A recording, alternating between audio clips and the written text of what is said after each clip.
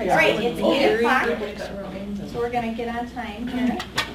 I've been talking with Kathy Loudon since the summer about getting some education since of our ADOA talking, and I know my friend Henu from high school, and I know she is doing a great job leading a pathway of new first for the community.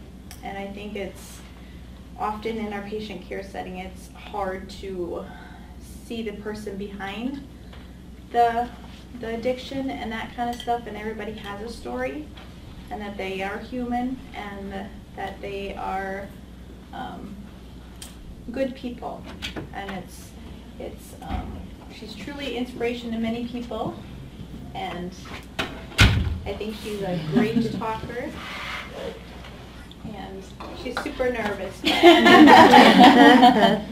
but she'll do great, right?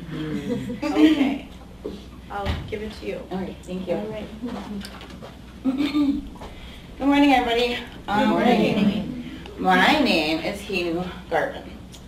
I was born in Stevens Point. I was raised here. Once my parents got divorced, my mom was the primary caregiver.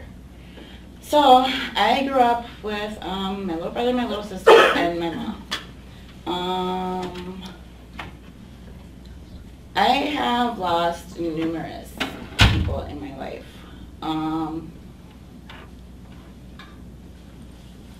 My addiction to opiates, you know, it really began with one of the deaths in my family. When my cousin shot himself, it was kind of like the last straw for me there. I already was abusing pills at that time. And then I got brought into the hospital the day my cousin shot himself because I couldn't talk, I couldn't breathe.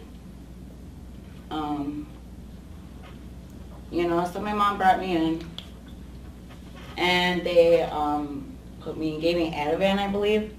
And then basically that's where, can I get some water? Thank you.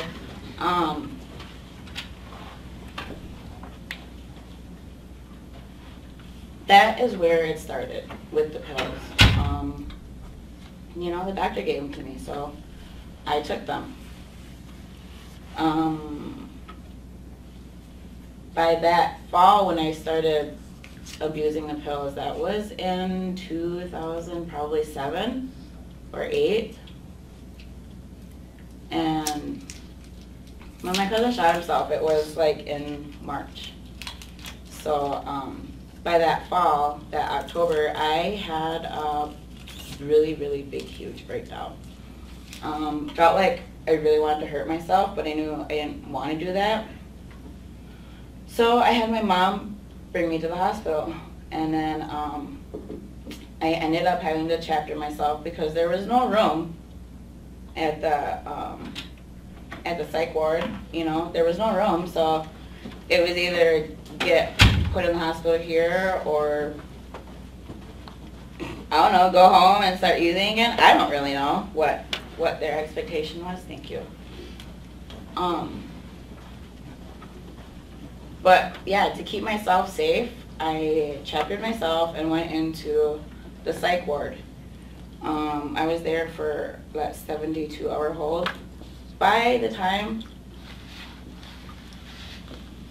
probably not even a full 24 hours I was there, I started going to withdrawals, really, really bad.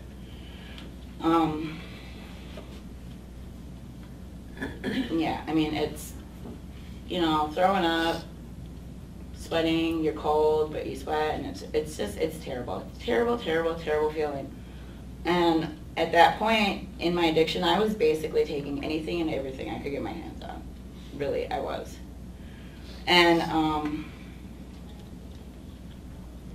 don't know, I guess once I had that breakdown, I kind of stopped taking everything and just stuck to one thing, which in an addict mind, it makes sense. But now that I look at it, you know, none of it makes any sense to me, what I was trying to do. None of it.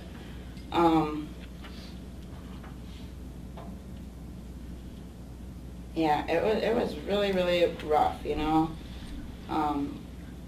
It's weird to think about how long I was doing that and how it just progressed over time, you know. Don't know how I didn't get into heroin, but I never did. Don't know how I didn't, because I did so many pills. I don't know how. I never got to that point.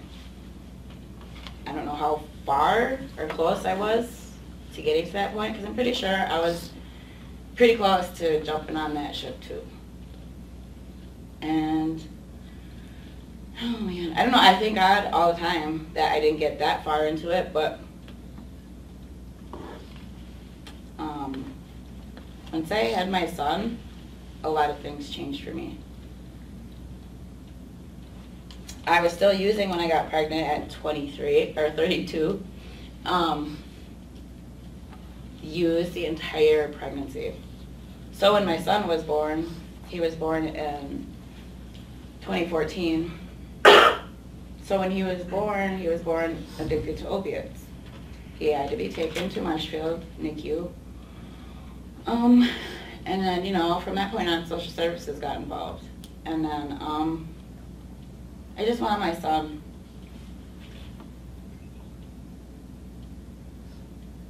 Just wanted to be a good mom. Anybody who's ever known me knows that I adore kids. I love kids. I always have had kids with me. All I wanted was to be good for my son. And once he got sick, it took me a long time to come to terms with what I had done to myself and to my son, who was completely innocent in the whole situation. That guilt and that shame that I felt, it was so intense that I honestly in my heart, I didn't believe that I deserved my son. I really thought that there's somebody else that could be good to him, who wasn't so messed up.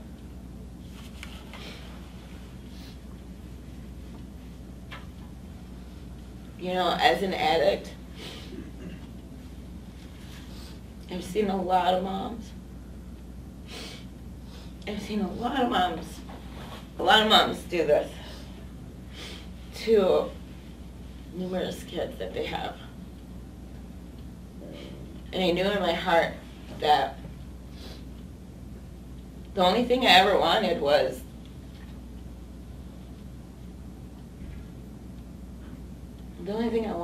my son. I just wanted to be good for him. I wanted to feel good for him, and I didn't.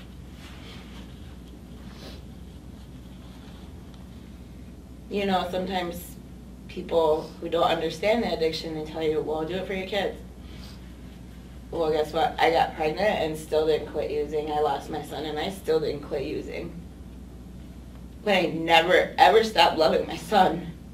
Never did I ever stop loving him.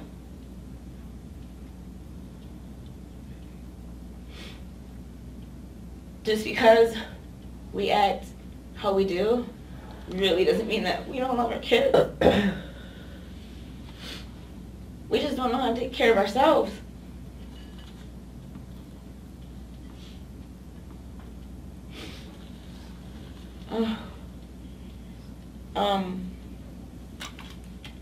So after my son was born, social services came in and took my son.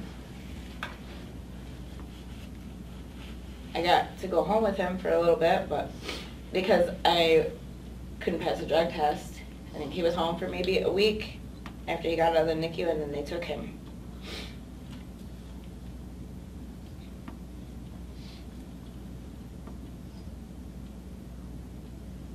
I couldn't live without my son. I couldn't function without him. So I did the only thing that I knew to make myself feel better. It took me a long time and a lot of processing to figure out that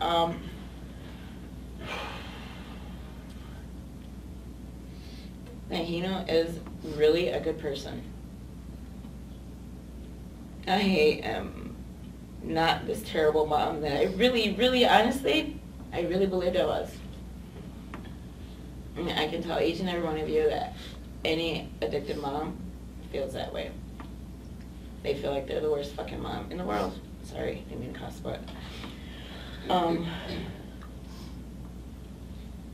you know, that's something as women, as mothers, that when we go through that, it's different than from a male.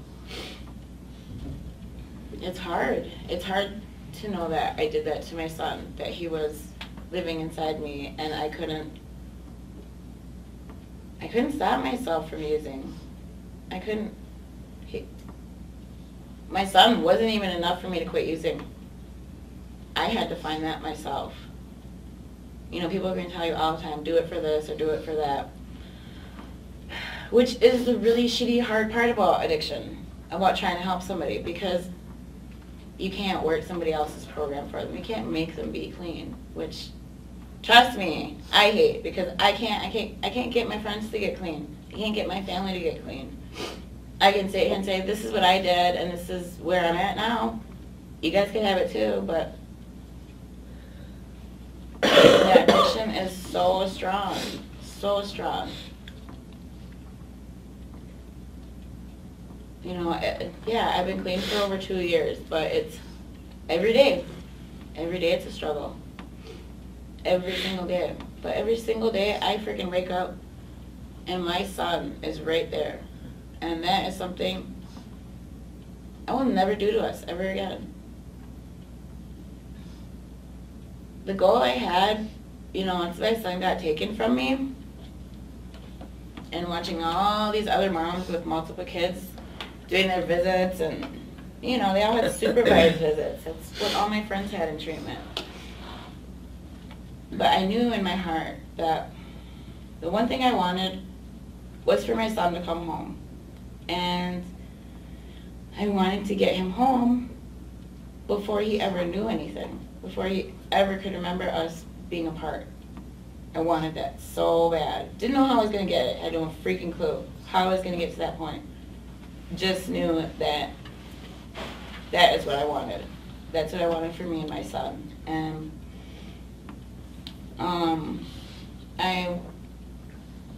the nation started what's called Family Wellness Court, which is basically drug court. But the Family Wellness Court is geared towards families, so you know that when we lose our kids, they help us get them back faster. But they're just like starting this whole Family Wellness Court thing. They were just starting it when I got involved. I was the first participant. I was the only participant for a while. But the structure of the court and everything, it really, really helped me get my shit together. I needed that kind of structure in my life. I did. I personally needed that. I don't know if any other addicts do, but for people who do it all their lives, man, we're so messed up that we just have all these, you know, maladaptive ways to carry on. Not in a good way either. But the Family Wellness Court sent me to treatment one more time. And that treatment, something really, really clicked with me. Like, absolutely, just, my mom has been in recovery as long as, like, I've been alive, actually. Longer. But when I was in treatment, they always have these guest speakers come in and talk to you every night. And this one lady, oh man, she in her story, she said that in the beginning of her recovery, somebody had asked her if she felt like she was more powerful than God, because, you know, she couldn't, like, forgive herself for things. So, yeah, they asked her, you know, do you think you're stronger, or what is it? You're better than God. Oh, yeah, better than God. So, yeah, when that happened, when that lady said that, I was like, yeah, no, I'm not God. You know, and so it was her, and it was my mom literally coming through that lady, because my mom said this to me repeatedly. All the time she would say it. And I didn't understand it. I didn't understand that. I didn't get it. And then when she said that in her story, I was like, oh, good Lord. I am trying to carry all this stuff with me all the time. And not forgiving myself, you know? I still am not God. God already forgave me. God forgives me automatically, you know? It's me that holds on to that stuff. I hang on to that. So when that lady said that, I talked to her for probably like 45 minutes after the meeting was over. From that point on, I used every day and every second and every minute I had left in treatment to get my shit together. Because I knew once I leave treatment, I have a lot of stuff that I need to do. I have to work on. It's not a free room and board anymore. So, yeah, amazingly, I just wanted to be done. I wanted my son back. And it got to that point where I was just done. I was done with everything. I gave it all up. I gave it all up when I was at Keystone. And from that point on, things really, really changed. I never saw my life being the way it is. Ever. And especially with my own child. I just never got pregnant until I was 32. So I kind of was set on never becoming a mom. Which is sometimes I think maybe that's why I just used, because I was used to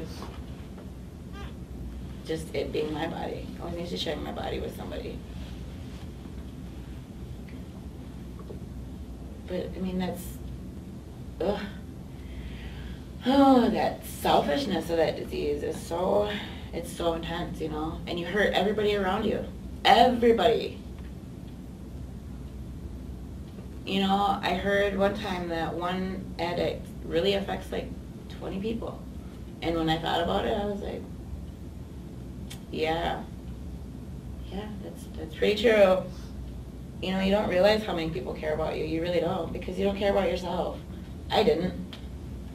I knew my mom loved me. I knew my dad loved me. I knew my siblings loved me. I knew my son adored me.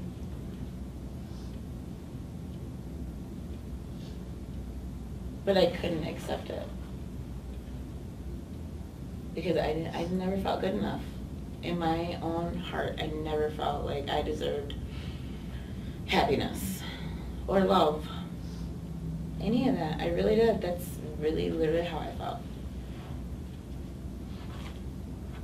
I felt like I didn't deserve to be loved.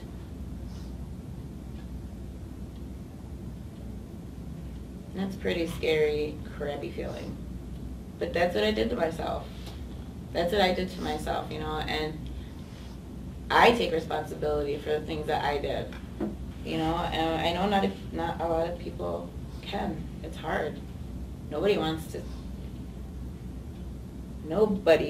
to see that they're messing up their life or their kids or somebody else's. We don't want to take that on, you know, but we really do. Because people care. People do care. I don't know. Sometimes it's just really, It's hard. It's hard. It's hard to help people that don't want to be helped. I know that for a fact, you know. I was one of those people. I was. I don't want to go to treatment. No. I can do that. Okay, I can stop when I want. But I don't know. I mean, I didn't write anything. This is basically just my story I'm telling you guys, sharing with you guys. Really, if you guys like just want to ask questions, you guys can ask me anything you want. I'm really, really open. I mean, but basically that's my story, you know. Family Wellness Court really helped me to get clean. I had to do daily testing, or call in daily to see if I had to do a test. You know, it's all random tests. I got my son back.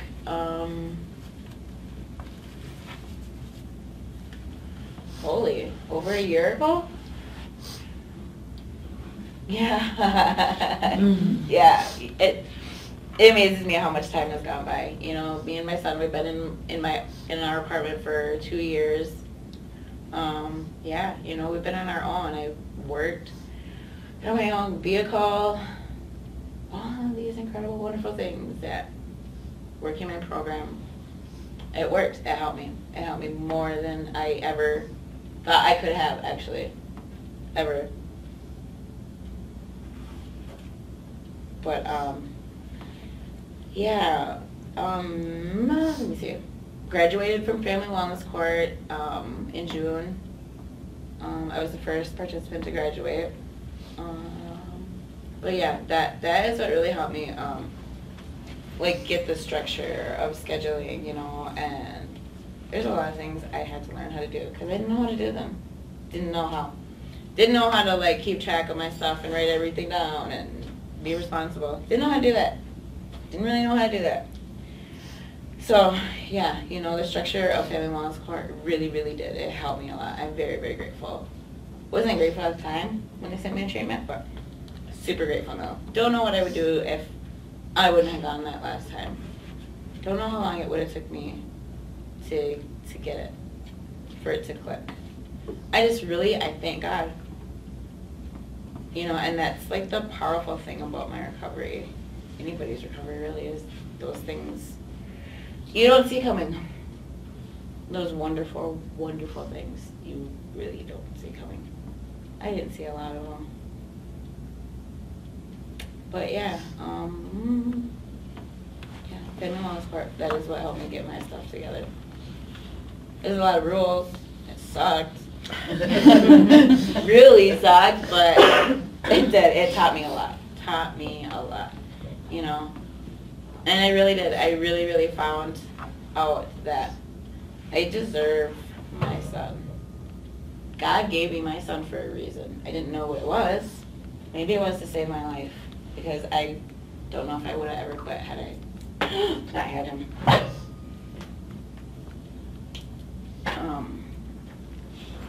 Yeah, I don't know. I don't know what I would do without my kid. He's amazing. He has changed my life. He has changed me, my family. He's wonderful. Man, I don't have any words to describe my son because, right, Faith? Absolutely. Absolutely. And right, Sarah? Or she not even here? Oh. Yeah. I mean, it's amazing. It's amazing all these things that have come together for me, you know? It was hard to see my son be how he is and was, you know, when he was a baby, when I would have my visits with him because he was so happy all the time and smart and everything. And I'm like, how are you this amazing? Don't understand. And then I have to think about it. I'm like, well, if a part of me is in you, then there's got to be something good inside me because you're amazing. Like, you're amazing, so. And you only have a mom and a dad. You get it from both of us, so. I had to take credit for some of it. I had to. I'm like, yeah, you're awesome. And that comes from me. No, just mom. Mom. But yeah, I mean, it really did. I don't know. I don't know what I would have done had I not had him and gotten into all the trouble I did. But I'm super grateful. I really, really am. And I know it's hard for an addict to get to this point. It really is, you know, but holy man, it's a lot of work. It's a lot of work to get to this point. It really, really is. You know, I mean, I worked hard, really hard at getting high and getting addicted. Really fucking hard. So, to get clean, I had to do the exact same thing. And I did. It was really hard. Still hard. Still hard today. Really hard sometimes. But I make it, you know, and that's what I try to tell other people, my friends, you know, people who are still struggling. I'm like, dude, if I can do it, seriously, you can do it. Because I had to get my kid back, man. You think that was easy? It was not easy. Nothing was easy about it. Was worth it. Was way more than worth it, but it was hard. It was really hard. But I'm amazed. I'm amazed to be here to be able to do something like this because I never thought I'd be able to do anything like this, ever. Ever. Never thought I'd be able to sit here and try to help other people in some kind of way. You know, because it's hard. Like I said, it's hard when I have personal friends or family that can't get clean. It breaks my heart. It really does. So, the only thing I can do to keep myself from falling apart is by doing stuff like this, you know. And I do work with Stop the Stigma, too, downtown. I don't have my shirt on because I couldn't find it this morning. But I mean, yeah, there's a lot of support here, you know, and people, they just don't look for it. It's here. It's here. It's just, you know, people choose to walk the other way, which I understand. I did it forever. I did it for a long time. But, and I wanted to control everything, and I still have that problem, you know. I lose my mind when stuff goes, and I'm like, can't do anything about it. Oh, are you kidding? I can't do anything about it. Can't fix it for them. Yeah, no, can't do that. I can only fix me. I can only do me. But this is what I want to do. This is really what I want to do. Like, help people. I just want to help. In some way. Some way I want to give it back. I really, really do. Because I can't keep it if I don't give it away.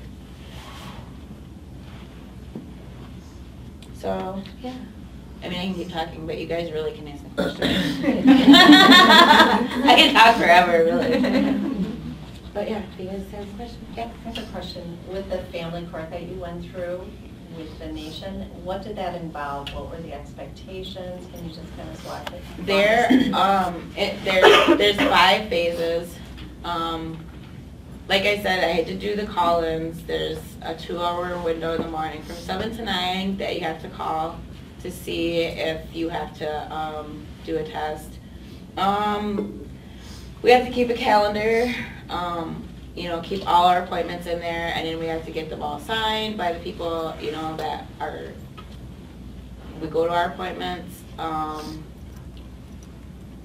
It's court every other week in the beginning. Counseling, groups. Oh man, what else was I doing? My visits with my son.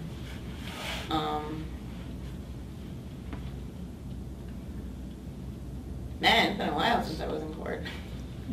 But yeah, I mean, yeah, those are just some of the guidelines that you have to go through. And yeah, it's, you know, you can't leave the county either. You can't leave the county.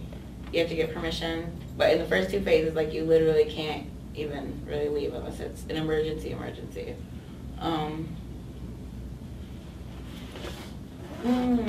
else? Oh, I don't even. So if you miss like your drug testing, do they Oh, that make you counts start as a from- positive. It counts Ooh. as a positive test if you Oh, missed it. Yeah. So then they take away your visitation rights, or do you? It's up to the court what they want to Oh, do as okay. far as sanctions go. Yep. Yep, they would implement that. But yeah, sometimes I was just like, I'm gay, why don't you just make a phone call, you got 2 hours to do it. you really want to get in trouble for that? But yeah, if you don't make it to there, it's your responsibility to get there and do the test, you know, so. Yeah, it's pretty strict. You have to, you know, you have to go by what they say.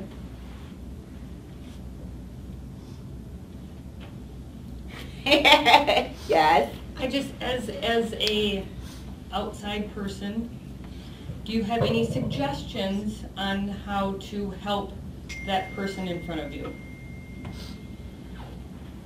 Like, what do you mean? Like, if we were all your family, was there anything that we could have done to help you? Or is that just all a, like you said, it's just a you thing, but is there anything that you could suggest to us to help the addicted person? If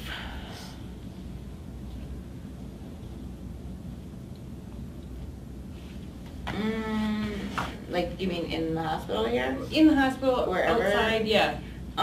So if we had a family member, is there anything that you, thinking back, your family could have done to help you or your friends? I really think they did try. You know, I know my dad did. I mean, but when you go through that, you know, and you get angry at the person who's there the most, then you don't want them there. You cut them off. And I did that to my mom. I didn't want her there anymore. So, yeah, you go through those really, don't fucking talk to me, don't fucking say anything to me about what I'm doing because I know what the F I'm doing.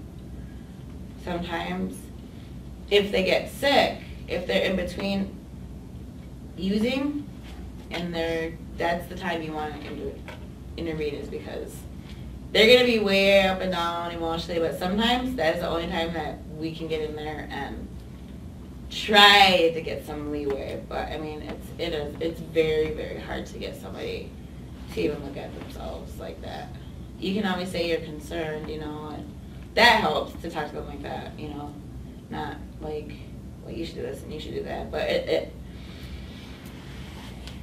I don't know. I don't know that there would have been anything different that my family could have done. I really don't. You know, but I'd done so many things to my family that they didn't want me around. And I didn't blame them. Still don't blame them today. That they felt like that. I wouldn't want me butt around my kids or anything when I was like that either. Don't blame anybody whatsoever, but it's hard. It is. It's hard to talk to somebody about it. I know it is. I've tried it recently, and I had to, with one of my little sisters, and I had to let her go. I had to, because I was like, she didn't want the help. I can't waste my time and energy. There's people that really do want help. Some, not a lot, but there are some that do. So how old were you when you got into drugs and alcohol? I mean, like the first time you tried drugs and alcohol, I mean,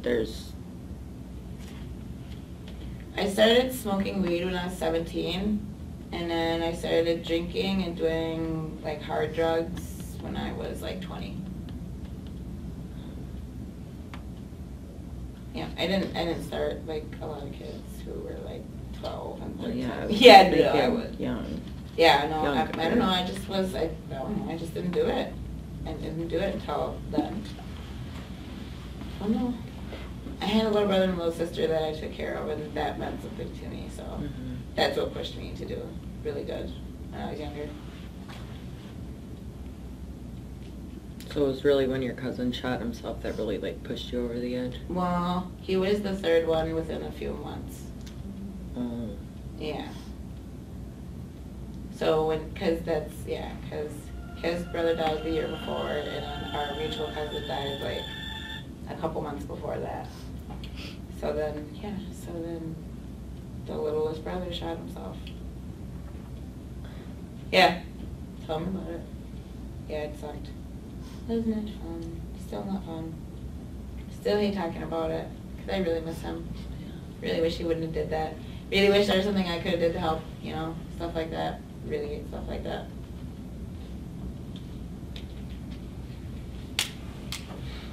But I didn't get into the pills, like I said, until my late 20s. Right? Yeah, like 26, 7, I think, is when I started the pills. Did you ever overdose on the pills? Did I ever what? Overdose? No. Don't know how I didn't.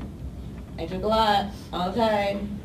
Yeah, I don't know how I didn't die from all the stuff I was putting in my body. I don't. I really don't. After I had my son, yeah, they gave me a bunch of oxys, and I took them within like 2 days. I want to say there was over 100 pills in there. Don't know how I didn't freaking die. Don't know. Don't ask me. I have no clue. I just didn't. Don't know how. First of all, I want to commend you. I mean, the courage that you have to come here and talk to all of us, so really appreciate it and thank you and admire you. Secondly, what are some of the things that that you did? How did you get the pills? I think that's some things that we sometimes in healthcare go, how are they getting it? You know, I mean, People who get prescriptions usually don't take them. They're selling them. That's usually how it goes. People who really need them, probably, they don't use them. They just use them to make money off of them. Because apparently they're really expensive now. I don't know. I don't know how, I mean, that's, for me, for myself, really, I mean, yeah, I had one person that I would go to and get my stuff from, and if I couldn't do that, then I'd go to the hospital and try to get my own. Yeah. So did you fake a pain to get yourself in, lie about the extent of your pain to get a drug? Yeah. Because I remember you complaining about your shoulder or something like that, and you go to the healthcare center and you come back with these bottles of pain that were just outrageous.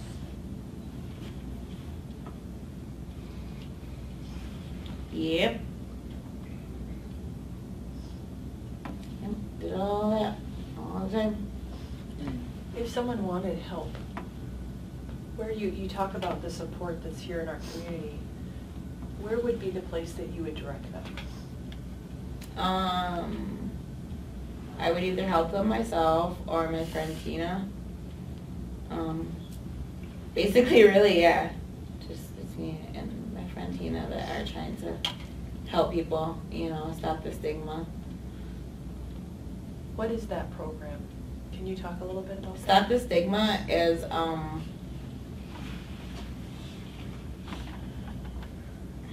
well, it's a nonprofit organization, obviously. But it's really, it's just to create the awareness, that just because we're addicts doesn't mean we're not freaking human, and, and just the whole ignorance of the thing, it's such a touchy subject, oh, people can be cured, oh, it's not a disease, blah, blah, blah. Well, whatever, and obviously you don't know anybody who's really had an addiction, or you just have your head up your ass or something, I don't know. Because it's everywhere. It's everywhere. I don't know. How would they get in contact with you to be a part of this Stop This? On my Facebook, I have my number out there. Tina has her number out there. People can use our numbers, whatever. We're just trying to help. We're just trying to get, and like I said, when you asked that question about people going through stuff, when people go through the withdrawals, that really is the point. If you guys know anybody, get in there and just, do you want help? Do you want to go detox? Get them going. Get them there as fast as you can, because that's what we try to do. If Tina finds somebody, or I have somebody, then we get together and we make our phone calls and drive them and take them and whatever we can to get them into treatment as fast as we can. Where are the places you utilize the most for treatment? For treatment, there's different ones. It just depends, really. But I mean, as far as, you know, like detox goes, you know, we basically only take them up to, what you call it, you know, Claire. LA Phillips? Yeah, that's usually where everybody goes, so.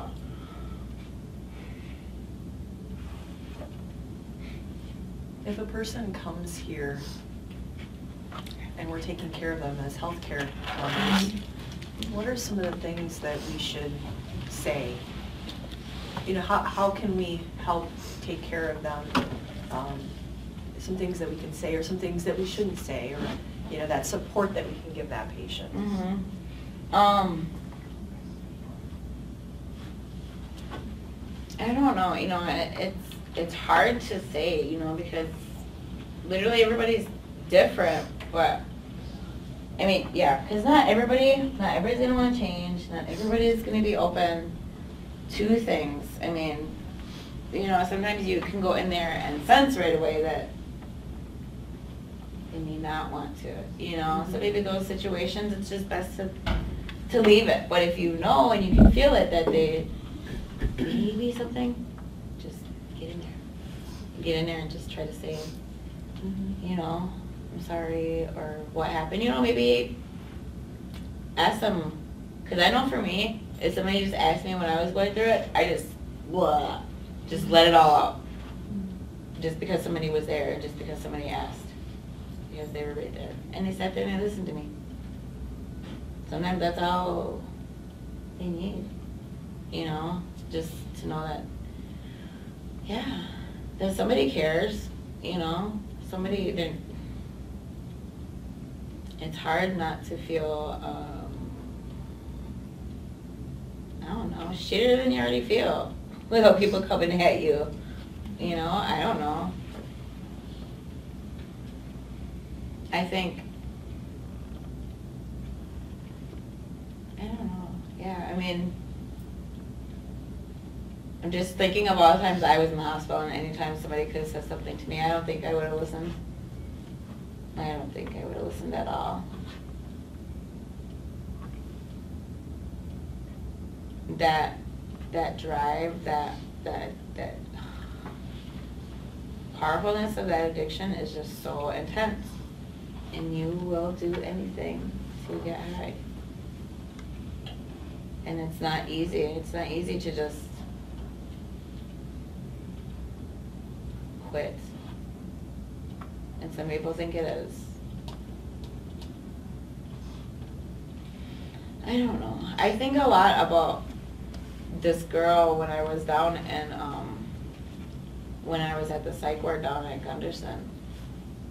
And this little girl was doing her, like, little, you know, she was a student.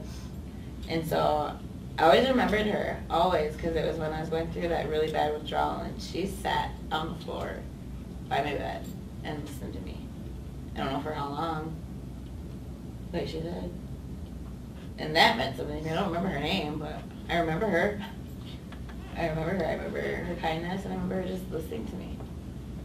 You know, even if you can't get somebody to treatment or get them to detox or anything, sometimes that is just enough. Sometimes you just have to be okay with, okay, they don't want to help, all right. You know, it's so hard. It's so hard to talk to people when they don't want to hear it. Because I know I didn't want to hear it forever. But I don't know, I mean,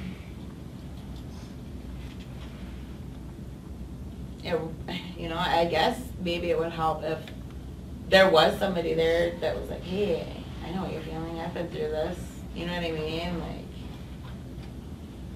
that's why me and Tina try to do what we do, you know, because we get it, we understand it, we can sit down and say, hey, dude, okay, now what do you want to do?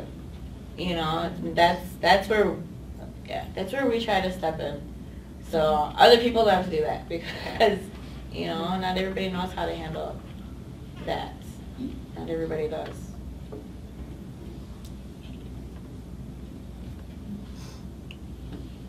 Sorry, I hope that helped. I don't know. I'm sorry. Does anybody else have any more questions? I have one question. When you were here in the hospital or the ED, was there anything that somebody did that you thought was totally wrong that we can learn from, or, you know, the way we handled the situation? Not that I have ever really seen.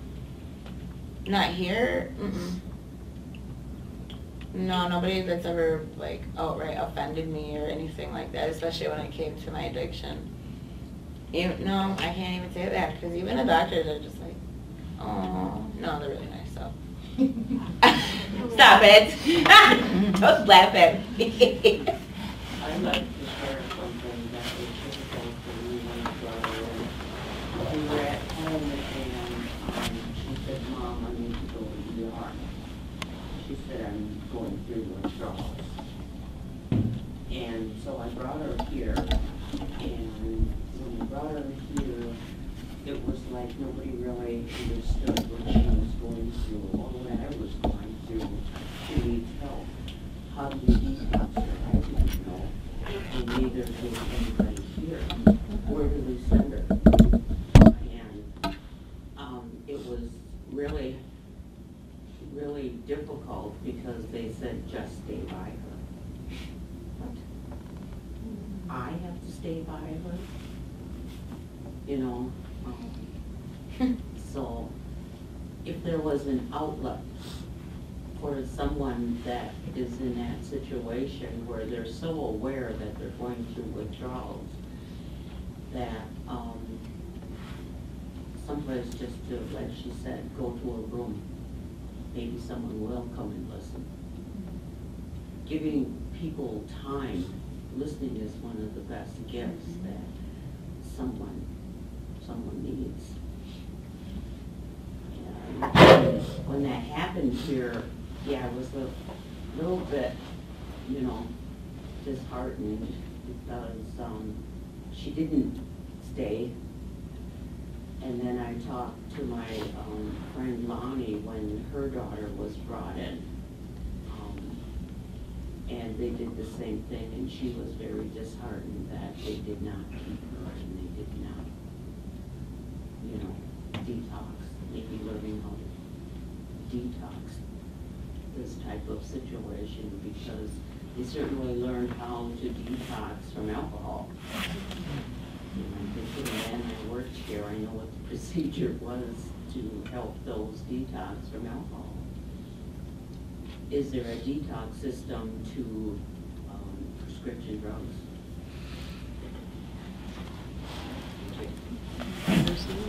Yeah, thank you for sharing that. I'm happy to report that we actually implemented one last year for opiate, yeah.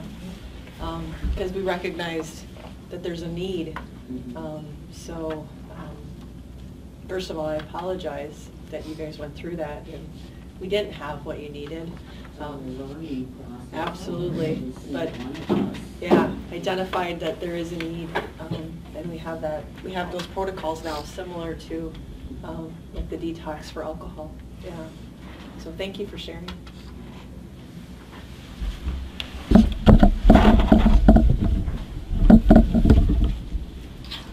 As part of your program, were you on any medically assisted treatment like Vivitrol or methadone? And did it? Thanks for bringing that up, Eric. Yes, I was on Vivitrol. I was on Vivitrol for a year with at the beginning of my recovery. Yep. It was I started at Keystone. I started with the pill form. Then once I got home, then I just switched to the shots. But definitely, I highly recommend getting anybody onto Vivitrol because it helped. It helped a lot. It helped with the cravings and the thoughts, and yeah, for me it did. And I couldn't even tell in the beginning if it was the Vivitrol or if it was me that had gotten to that point, because when something happened, you know, usually my first instinct or whatever was to use, and it wasn't like that anymore. I didn't get to that point anymore. There was, yeah. it worked. It worked for me. It definitely did. So I do. Recommend it to like everybody all the time. I'm like, get on Vivitrol. It'll help. Just make sure you're clean, because yeah, you can't get on it if you're not clean. Did you have any side effects from it? I did not. Just hurt like hell when it was not fully thawed or whatever. Yeah, that's the only thing. Yeah. No, otherwise I didn't have any side effects. I personally didn't. Did you ever try to use while you were in jail? Heck no. I didn't. Sounded really scary to me. Yeah. Considering all the things I did, though, you'd think I would have. No, I didn't, though. Never tried it. Does anybody else have any more questions? Well, I guess did the Vivitrol work right off the bat, or did it take a couple of doses before? No, it worked right away. I mean, I started it while I was at Keystone, so I think I got enough of it in my system that by the time I got out, yeah. For me, it didn't take very long. But like I said, I couldn't tell in the beginning if it was me or if it was the Vivitrol. I don't know if I had just gotten to that point where literally like I was just done with it. But once I did stop, after being on it for a year, it was really weird. Because I noticed how much faster like that thought of using came. And I was like, holy crap, that was really fast. Must have been the Vivitrol. But you know, but I had that control over what was going on up here. So, you know, once it was there, it was just in and out. And I was like, wow, that came a lot faster than when I was on Vivitrol. So I could tell the difference. I personally could tell the difference. Did it take away the urge? Is that what it did, or what? Yeah, like everything. The cravings, the thoughts, yep.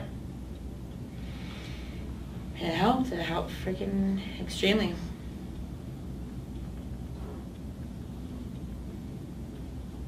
Anybody else? No? Are we good?